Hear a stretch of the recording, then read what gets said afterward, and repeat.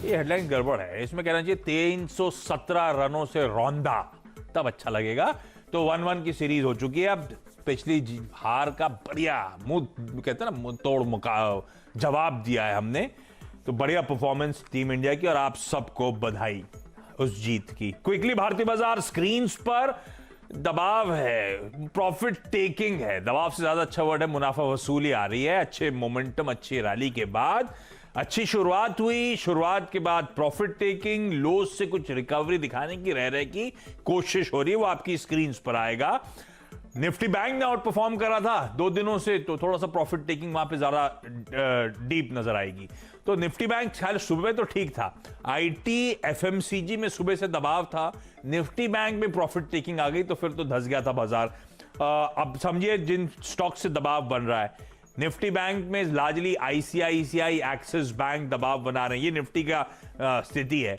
IT में इंफोसिस और TCS दबाव बना रहे हैं। एनबीएफसीज में बजाज फाइनेंस, एसबीआई जैसे स्टॉक्स दबाव बनाने का, एचडीएफसी और बजाज फाइनेंस दबाव बनाने का काम कर रहे हैं। और साथ साथ ध्यान रखें, एशियन पेंट्स, एचयूएल जैसे एफएमसीजी पॉकेट वाले स्टॉक्स में दबाव है। तो ये कुछ चुनिंदा मैंने पॉकेट्स हाईलाइट करी थी, उन्हीं पॉकेट्स के हैवी वेट स्टॉक्स हैं जो इस समय कुछ दबाव बढ़ाते हुए आपको आपकी स्क्रीन पे नजर आएंगे। गाबा सर को क्विकली लेकर आइए। गाबा सर, अब तक बाजार का, गुड आफ्टरनून, अब तक बाजार का टेक्सचर था कि buy on dips, buy on consolidation और बाजार ड्यूली रिवॉर्ड करता था। अभी भी ऐसे ही है क्या? हिम्मत करूं, खरीद डालूं क्या? नहीं, हिम्मत तो नहीं करनी चाहिए, क्योंकि मेरा टारगेट था, आपको याद होगा, कुछ हफ्तों से बोल रहा हूँ, 471। हाँ, और 431 चला गया, 30 पॉइंट नीचे गया। तो मेरे ख्याल से अब टारगेट तो अचीव हो चुका, और इतनी दौड़ के बाद यहाँ पर थोड़ा थकेगा नहीं और सांस नहीं लेगा तो कहाँ लेगा। तो मुझे लगता है यहाँ पर खरीदारी का तो मौका नहीं है। क्या अभी शॉर्ट करें? थोड़ा डिफिकल्ट कॉल वो भी है। अगर अपू मिलता है तो शॉर्ट करना चाहिए। जो निफ्टी में जो बार बनाया है यहाँ पर आज तक, अभी तक, वो एक रिवर्सल बार, और बैंक निफ्टी का बार एग्जॉशन बार है। तो कह सकते हैं कि थोड़ा एक बार तो अपसाइड जो है थोड़ा क्या कहते हैं, स्टंटेड हो सकता है। तो प्रॉफिट बुकिंग टाइम, तो थोड़ा कॉशियस रहना है। जो टारगेट्स थे ऑलमोस्ट अचीव होने के बाद इस तरह की प्रॉफिट टेकिंग क्रीप इन हो रही है, तो थोड़ा सा कॉशियस रहिएगा। गाबा सर, सबसे बेहतरीन सरकारी बैंक तेजी के लिए कौन सा है? लंबी लिस्ट है उन सरकारी बैंक्स की, आप चेक करिए। उस बीच आज सरकारी बैंक्स एक्शन में है। दरअसल खबरें इस तरह की आई न्यूज एजेंसीज के हवाले से कि 4 सरकारी बैंक्स को शॉर्टलिस्ट कर लिया गया है, उनमें से 2 को इस फाइनेंशियल ईयर में प्राइवेटाइज कर दिया जाएगा। इस खबर के बाद पूरा सरकारी बैंकिंग स्पेस जो था वो हरकत में आया। अभी भी आउट परफॉर्मेंस उस पॉकेट में देखने को मिल रहा है। खबर क्या थी, खबर को लेकर अपडेट क्या है, और सरकारी बैंक्स के वैल्यूएशंस कैसे स्टैक अप हो रहे हैं, इस सारे डेवलपमेंट्स पर सुमित आपको आपकी स्क्रीन पे नजर आएंगे। सुमित, बताइए। देखिए, पहले कल शाम को खबर आई रॉयटर्स के हवाले से कि कुछ सरकारी बैंकों का विनिवेश होगा, और विनिवेश जो होगा उसमें इसी साल में 2 और अगले साल के लिए कुछ जाएंगे। फिर सुबह कुछ क्लैरिफिकेशन भी आया कि शायद ऐसा होता हुआ ना दिखाई पड़े। जो भी ये खबरें हैं उन पे सरकार ने पुष्टि दी कि ऐसा कुछ खास अब तक नाम शॉर्टलिस्ट हुए नहीं है। लेकिन अब सेंटिमेंट तो ड्राइव हो ही गया कि पूरे पीएसयू बैंक में निजीकरण होगा, और अगर होगा तो कौन से नाम शामिल होंगे। तो इसलिए पूरे बैंक में ही एक अच्छी तेजी आते हुए दिखाई पड़ रही है। अब एक एक करके वो मैट्रिक्स आपके सामने आएगी, जहां पर शायद बैंकों की सिचुएशन आपको समझ में आए कि क्यों ऐसा बैंकों में मूव आता हुआ दिखाई पड़ रहा है। बेसिकली 2 बैंकों को छोड़ दीजिए, एक एसबीआई और एक बैंक ऑफ महाराष्ट्र। एसबीआई इसलिए कि ऑलरेडी बहुत चला है, अपने ऑल टाइम हाई पर है, और बैंक ऑफ महाराष्ट्र इसलिए कि उसकी सिचुएशन इतनी खराब है कि अपनी बुक वैल्यू के ऊपर ही कामकाज करता हुआ दिखाई पड़ रहा है। बाकी सभी शेयर आपको अपनी बुक वैल्यू से नीचे दिखाई पड़ेंगे।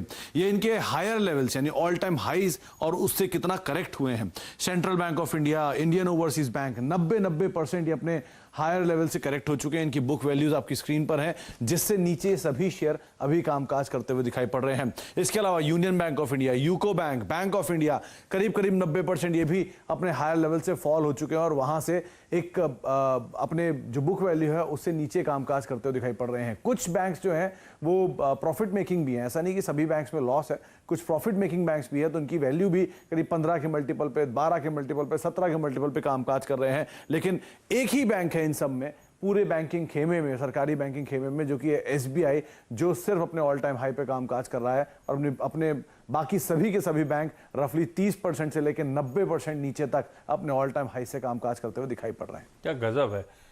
एसबीआई एक तरफ और सारा सरकारी खेमा दूसरी तरफ, और फिर भी पिछड़ जाएगा कहीं दूर दूर तक। वो नहीं, ठीक है, तो बहुत तगड़ी वैल्यू इरोड हुई है इस पॉकेट से, लेकिन आप खबरें, प्राइवेटाइजेशन, होप्स की कुछ बेहतर वैल्यूएशंस कमांड होंगे, इसीलिए स्टॉक्स देखिए आप। कमजोर बाजार में भी क्या आउट परफॉर्मेंस नजर आ रहा है, और नीरज वाजपेयी ने सुबह ही कहा था खरीद के चलिएगा। तो अगर आपने खरीदा है तो अच्छे खासे गेन्स पे बिना घबराए बैठे रहे आप लोग, क्योंकि बाजार गिरा है, उसके बावजूद इनमें आउट परफॉर्मेंस कंटिन्यू हो रहा है। गावा सर, ये सरकारी बैंक है बड़ा रिस्की स्पेस, किसी एक सरकारी बैंक पे दाव लगाना है तो कौन सा?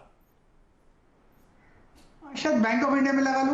बेस्ट सरकारी बैंक तो स्टेट बैंक ऑफ इंडिया है। हाँ। उसमें तो दाव लगाना है, सेफ्टी मार्जिन कुछ भी है वहीं पर है, जरूरी थोड़ी हमको रिस्क लेना है।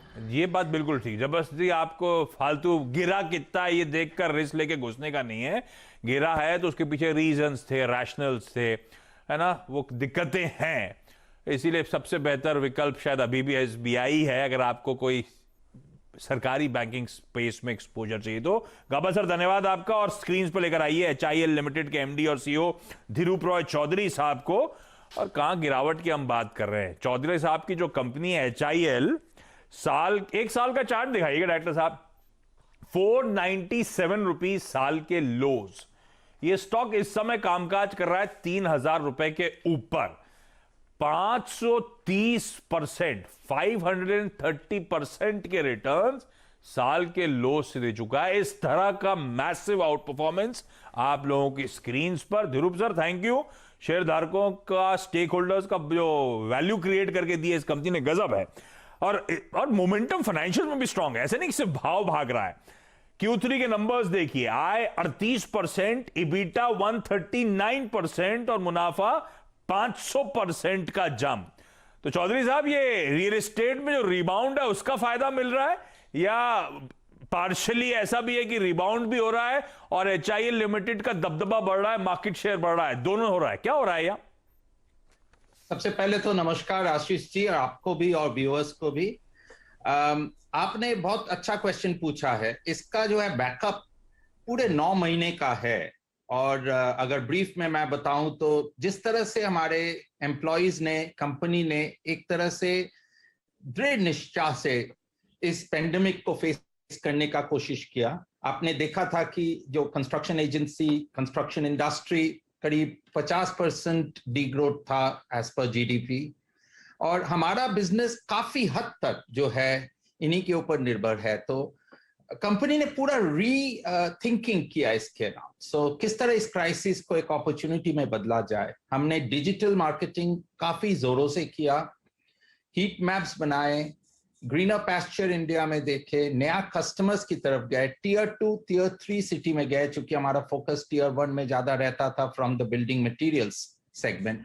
तो टियर 2, टियर 3 में कैसे जा सकते, और कहीं ना कहीं हमें फायदा भी मिला। रूरल सेक्टर जो है काफी अच्छा किया, और गवर्नमेंट का पुश भी अच्छा था वहां पर, तो वो लाइफ रहा। तो ये सब का मिक्सचर इंडिया में आप देख सकते हैं, जहां पर ये कंपनी का काफी हद तक सेटिस्फैक्टरी परफॉर्मेंस रहा है Q3 में। और यूरोप में भी जो नई कंपनी हम लोग लिए थे पैराडोर, काफी क्वेश्चंस थे कि भाई वो फ्लोरिंग कंपनी चलेगा नहीं चलेगा, हिंदुस्तान से लोग चला पाएंगे कि नहीं, यूरोपियन कंपनी को समझ पाएंगे कि नहीं।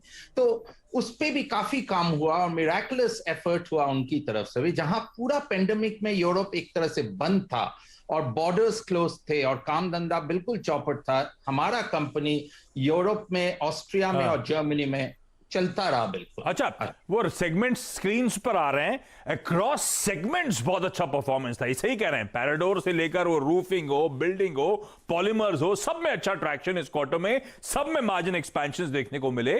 तो एक समय सर, ये एचआईएल लिमिटेड को हम कहते थे रूफिंग सॉल्यूशंस, अब तो पूरी बिल्डिंग मटेरियल्स का स्पेस है, बड़ा स्मार्ट डाइवर्सिफिकेशन करा और सारी वर्टिकल्स अब अच्छा कंट्रीब्यूट कर रही हैं। कोई नए प्रोडक्ट्स, नई ज्योग्राफी जिनको आप टारगेट करने की कोशिश? आशीष जी, यही हमारा बिल्कुल कंपनी का इरादा रहा है। मेरा 4 साल हो गया इस कंपनी में अब, और शुरू से एक ध्यान था कि भाई इसको रूफिंग सेगमेंट बहुत बढ़िया है, हमारा चारमीनार बहुत अच्छा ब्रांड है, नंबर 1 है इंडिया में, लेकिन और कैसे इसको हम डाइवर्सिफाई कर सकते हैं, प्रोडक्ट पोर्टफोलियो को एंड बास्केट को इंप्रूव कर सकते हैं। तो अभी तो रूफिंग के साथ साथ हम बिल्डिंग मटेरियल में, जहां पर हमारा ब्लॉक्स है, हमारा पैनल्स है, हम पॉलीमर्स में हैं जहां पर पाइप्स एंड पुट्टी है और काफी अच्छा उसका भी प्रयत्न रहा है, एंड फ्लोरिंग में है। इसी तरह टुगेदर वी बिल्ड का जो थीम है हमारा, उसके थ्रू हम इस कंपनी को और ऊंचाई तक ले जाएंगे।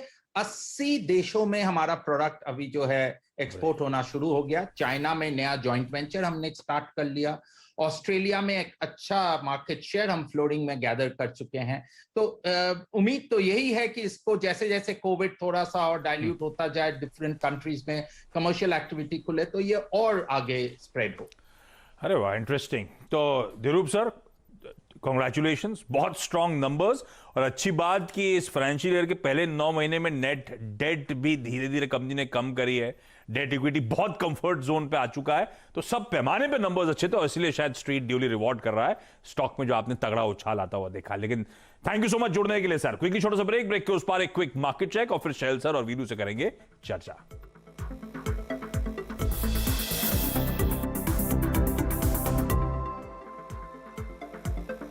दिखाते हुए आपको नजर आएंगे। निफ्टी इस समय महज 25 पॉइंट की हल्की सुस्ती के साथ इस समय कामकाज करता हुआ। तो अच्छी रैली के बाद एक प्रॉफिट टेकिंग, और प्रॉफिट टेकिंग के बाद होपफुली संभलने की कोशिश, दिन के लोस से एक रिकवरी आपको आपकी स्क्रीन पर आती हुई। ऐसे में एकदम सही समय है कमाई के अड्डे की शुरुआत करने का।